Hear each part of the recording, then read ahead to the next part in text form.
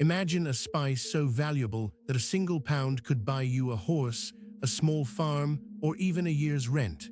That spice wasn't black pepper, it was saffron. In medieval Europe, black pepper dominated the trade routes, but saffron, the dried stigmas of a violet crocus, was the true king of the spice market. By weight, it was more precious than gold. The reason for its astronomical value is simple.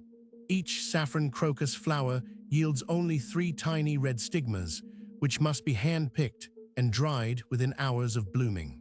To produce just 1 pound of dried saffron, you'd need around 75,000 flowers. That's about the size of a football field planted entirely with crocuses harvested by hand. No machines could do this work. Every single stigma had to be plucked by skilled fingers, making labor the most critical part of production. Because of this labor intensity, saffron became more than just a cooking ingredient. It was used as a dye, a medicine, a perfume, and even as a form of currency.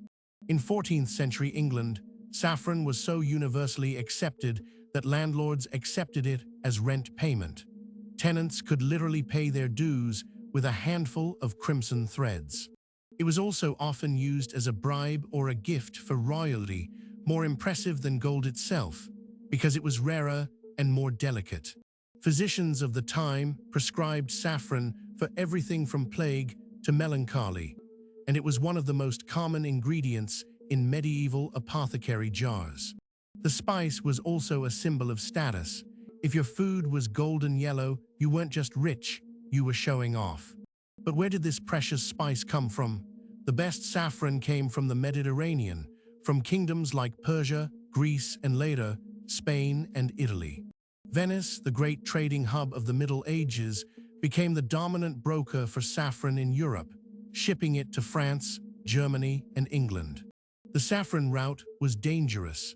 Caravans crossed mountains and deserts, and pirates and bandits knew that a single cargo of saffron could set them up for life.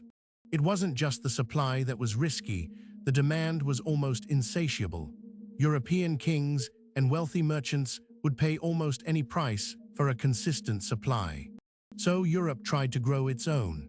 In the 13th and 14th centuries, saffron cultivation spread across France, Austria, and most successfully, England. The English town of Saffron Walden in Essex became so famous for its saffron that it renamed itself after the spice, and the region's economy depended on it. Harvesting saffron was a seasonal ritual. Fields had to be planted, and when autumn came, the entire village, men, women, and children, would go out before sunrise to pick the flowers. Each flower had to be picked open, and the 3 stigma removed with delicate tweezers. This was skilled work.